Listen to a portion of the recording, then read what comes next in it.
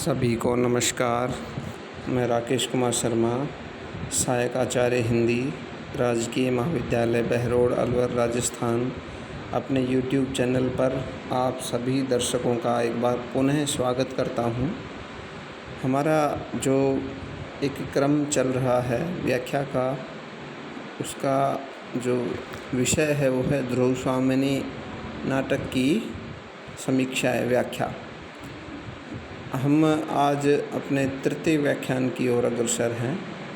अब तक हमने रामगुप्त और ध्रुव स्वामिनी प्रतिहारी आदि का जो आपस में जो वार्तालाप था वहाँ तक चर्चा की। अब हम बढ़ते हैं आगे। अंतिम जो हमने चर्चा की थी वो थी खड्गधारिणी का प्रतिहारी के साथ प्रस्थान और उस शिखर स्वामी का प्रवेश। ये शिखर स्वामी जो बहुत ही ज़्यादा विश्वास पात्र है रामगुप्त का, वो आता है और रामगुप्त से कुछ चर्चा करना चाहता है। तो अब शिखर स्वामी, कुछ आवश्यक बातें कहनी हैं देव। रामगुप्त चिंता से उंगली दिखाते हुए, जैसे अपनी बातें अपने आप से कर रहा हो। ध्रुव देवी को लेकर का साम्राज्य से भी हाथ धोना पड़ेगा क्या? ध्रुव स्वामिनी मुझे इस साम्राज्य से भी हटा देगी? वो बार बार उसी बात को अपने मन में दोहराए जा रहा है। वो बात है कि उसके दिमाग से निकल ही नहीं रही। नहीं तो फिर से कुछ सोचने लगता है। ठीक है, तो फिर सहसा मेरे राजदंड ग्रहण कर लेने से पुरोहित, अमात्य और सेनापति लोग छिपा हुआ विद्रोह भाव रखते हैं। वो सोचता है कि ये सभी लोग पुरोहित हैं, अमात्य हैं और सेनापति, ये सभी मुझसे नाराज़ हैं, प्रसन्न नहीं हैं, इसलिए वो कभी भी विद्रोह कर सकते हैं। शिखर स्वामी से है न, उससे हाँ कहलवाना चाह रहा है। केवल एक तुम ही मेरे विश्वास पात्र हो, समझा न। यह गिरिपथ पर्वत, ये जो रास्ता है गिरि का, पर्वत का जो रास्ता, ये सब झगड़ों का अंतिम निर्णय करेगा। क्योंकि ऐसी सूचना लगी है कि इस गिरिपथ को रोक लिया है शकराज ने, इसलिए जो मुकाबला होगा, अंतिम निर्णय यही होगा। क्यों? अमात्य जिसकी भुजाओं में बल न हो, उसके मस्तिष्क में तो कुछ होना ही चाहिए कि जो अपनी भुजाओं से या अर्थात अपनी ताकत से शत्रु को मात नहीं दे सकता, तो कम से कम वो दिमाग से अर्थात अपनी बुद्धिमानी से ही अपने शत्रु को परास्त कर सके, ऐसी उसमें काबिलियत होनी चाहिए। शिखर स्वामी कहता है, एक पत्र देखकर पहले इसे पढ़ लीजिए। रामगुप्त इस पत्र पढ़ते पढ़ते जैसे आश्चर्य से चौंक उठता है। एकदम से उसे आश्चर्य लगता है कि ये मैंने क्या पढ़ लिया। ऐसा चौंकिए मत, यह घटना इतनी आकस्मिक है कि कुछ सोचने का अवसर नहीं मिलता कि ये तो तुरंत ही हो गया। किसी ने कुछ नहीं सोचा, जो घटना घटनी थी घट गई। रामगुप्त कहता है, ठहर कर है तो ऐसा ही, किंतु एक बार ही मेरे प्रतिकूल भी नहीं, कि मेरे तो बिल्कुल विपरीत नहीं है। जैसा कुछ हुआ है वो तो सही है, मुझे इसकी संभावना पहले से भी थी। तो शिखर स्वामी कहता है आश्चर्य से, तब तो महाराज ने अवश्य ही कुछ सोच लिया होगा। मेघ संकुल आकाश की तरह जिसका भविष्य घिरा हो, मेघ संकुल यानी जो आसमान बिल्कुल बादलों से घिरा हुआ हो और बरसने को हो रहा हो, तो इंसान अपने मकान को या अपने चीज़ों को भीगने से बचाने के लिए पहले ही सार संभाल उसकी कर लेता है। ऐसे ही महाराज को भी यदि पता था तो शायद उस चीज़ का, उस समस्या का निवारण उन्होंने सोच लिया होगा। इस तरह शिखर स्वामी ये बात रामगुप्त को कह रहे हैं। जिसका भविष्य घिरा हो उसकी बुद्धि को तो बिजली के समान चमकना ही चाहिए। तो उसकी बुद्धि को तो बिजली के समान चमकना चाहिए, अर्थात जो पानी बरसता है उससे पहले जैसे बिजली का प्रकाश है वो पहुंच जाता है ज़मीन पर, वैसे ही व्यक्ति पर जो यदि कोई समस्या आ जाती है तो उस समस्या को सुलझाने का तरीका पहले से ही उसको मालूम होना चाहिए। रामगुप्त कहता है, सशंक शंका से कह दूं, सोचा तो है मैंने, परंतु क्या तुम उसका समर्थन करोगे? कोई बात सोची है तो जिससे कि शिखर स्वामी से उसका समर्थन करवाना चाहता है। शिखर स्वामी, यदि नीति युक्त हुआ तो अवश्य समर्थन करूँगा। नीति युक्त हुआ, नीति यानी बिल्कुल एकदम समाज के हित में हुआ, नीति युक्त हुआ तो मैं उसका समर्थन अवश्य करूँगा। सबके विरुद्ध रहने पर भी स्वर्गीय आर्य समुद्रगुप्त की आज्ञा के प्रतिकूल मैंने ही आपका समर्थन किया था कि आपके पिता की बात का मैंने ही समर्थन किया था, वरना सब लोग आपके खिलाफ थे।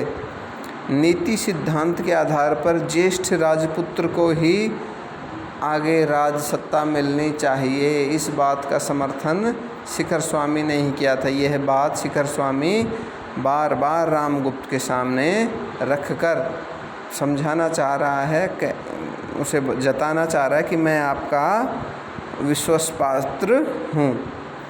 रामगुप्त बात काटकर, वह तो मैं जानता हूँ, किंतु इस समय जो प्रश्न सामने आ गया है उस पर विचार करना चाहिए, कि जो सवाल अब खड़ा हो गया है उस पर विचार करना चाहिए।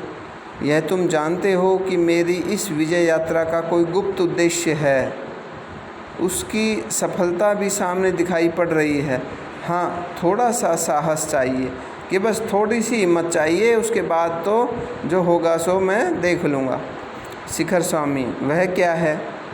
रामगुप्त, शकदूत संधि के लिए जो प्रमाण चाहता हो उसे अस्वीकार न करना चाहिए। ऐसा करने में इस संकट के बहाने जितनी विरोधी प्रकृति है उस सब को हम लोग सहज में ही हटा सकेंगे। यानी जो प्रस्ताव सकराज की तरफ से जो दूत लेके आया था उसको इस संकट के बहाने, यानी जितने भी संकट हैं वो सारे के सारे एक साथ में दूर कर दूं, कि मेरे और भी राज दरबार में जितने भी कांटे हैं उनको भी मैं इस बहाने नष्ट कर दूं। तो इसलिए जो शांति दूत जो भी है जो लेके आया है प्रस्ताव, उसको मना नहीं करना।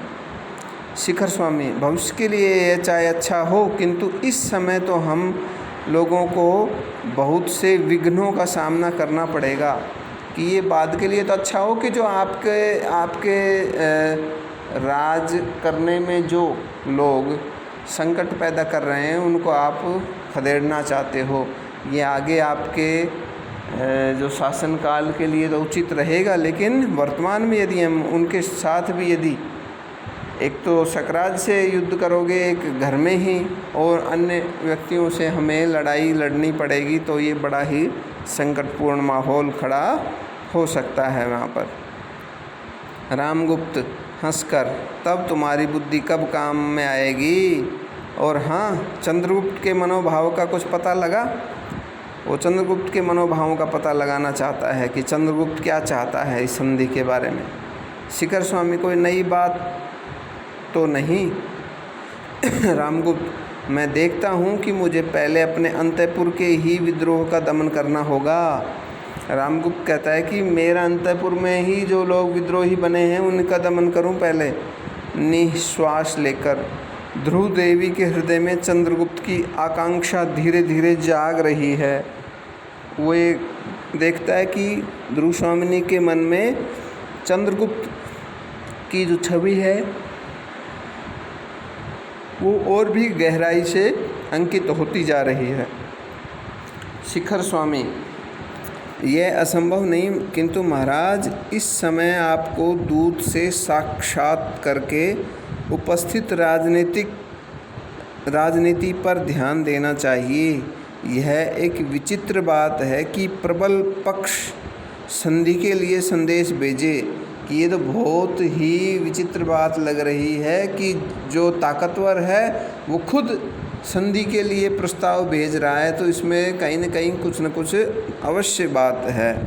वरना संधि के लिए प्रस्ताव वही भेजेगा जो युद्ध में अपने आप को कमज़ोर मानता है, लेकिन यहाँ तो शकराज है, वो युद्ध में अपने आप को बहुत ही ताकतवर है उसकी सेना, तो वो संधि पत्र क्यों भेजेगा।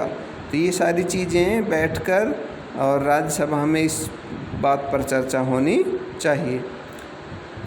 रामगुप्त कहता है, विचित्र हो चाहे सचित्र अमात्य, तुम्हारी राजनीतिज्ञता इसी में है कि भीतर और बाहर के सब शत्रु एक ही चाल में परास्त हों।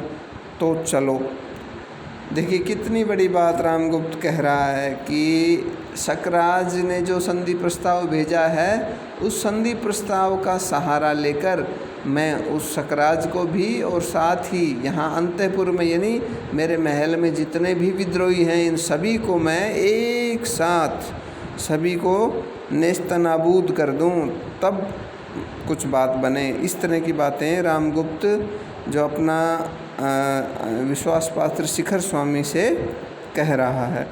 दोनों का प्रस्थान। मंदाकिनी का सशंक भाव से प्रवेश। मंदाकिनी चारों ओर देखकर भयानक समस्या है।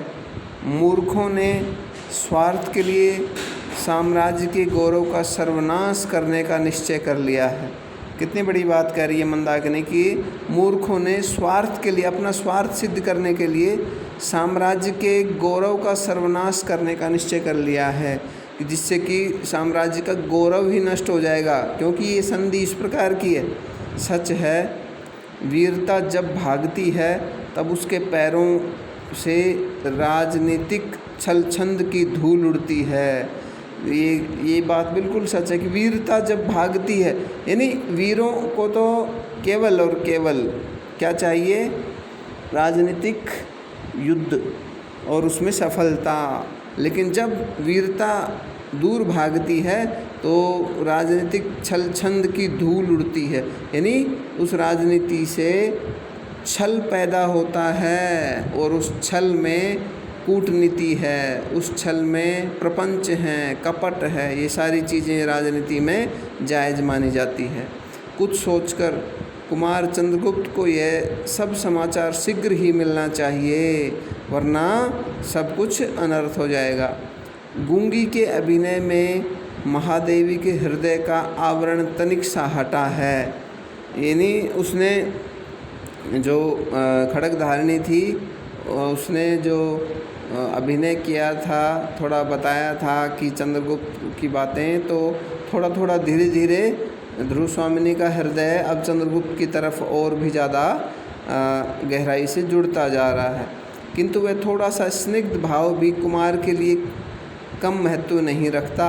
धीरे धीरे चंद्रगुप्त की बातों पर ध्यान देकर राजकुमारी है वो जो ध्रुव स्वामिनी है वो वापस से अपने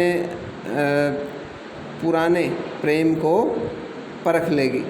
कितना समर्पण का भाव है उसमें, और उसका बड़ा भाई रामगुप्त, कपटचारी रामगुप्त जी करता है इस कलुषित वातावरण से कहीं दूर विस्मृति में अपने को छुपा लूं। कि देखिए दो धड़े हैं, एक सच्चाई की तरफ झुका हुआ है, दूसरा कपट की तरफ झुका हुआ है। तो ऐसा ही है, रामगुप्त एक कपट का आचरण कर रहा है और उसका भाई जो चंद्रगुप्त है वो सच्चा है। पर मंदाकिनी तुझे विधाता ने क्यों बनाया, सोचने लगती है मंदाकिनी। नहीं, मुझे हृदय कठोर करके अपना कर्तव्य करने के लिए यहाँ रुकना होगा। न्याय का दुर्बल पक्ष ग्रहण करना होगा। न्याय का दुर्बल पक्ष ग्रहण करना होगा, यानी जो न्याय व्यवस्था है उसकी जो कमजोरी है उसे मुझे देखना होगा और उसी का मुझे पक्ष भी लेना होगा। बाद उसके बाद वह गीत गाती है, यह कसक अरे आंसू सहजा, बनकर विनम्र अभिमान मुझे, मेरा अस्तित्व बता रह जा। बन प्रेम छलक कोने कोने, अपनी नीरव गाथा कह जा, करुणा बन दुखिया वसुधा पर, शीतलता फैलाता बह जा। इस तरह से एक गीत के माध्यम से वो अपने जो उद्गार है वो प्रस्तुत करती है। तो आज की जो व्याख्या माला है उसका जो तृतीय भाग है वो आज हम यहीं समाप्त करते हैं। आगे हम ये अपना व्याख्यान ऐसे ही सुचारू रूप से रखेंगे। आपने बहुत ध्यान से व्याख्या सुनी, पढ़िए और इसको समझिए और अपना जो पाठ्य पुस्तक है वो खरीद कर ध्यान से इस चीज़ को देखते रहिए। चलिए, बहुत बहुत धन्यवाद। जय हिंद।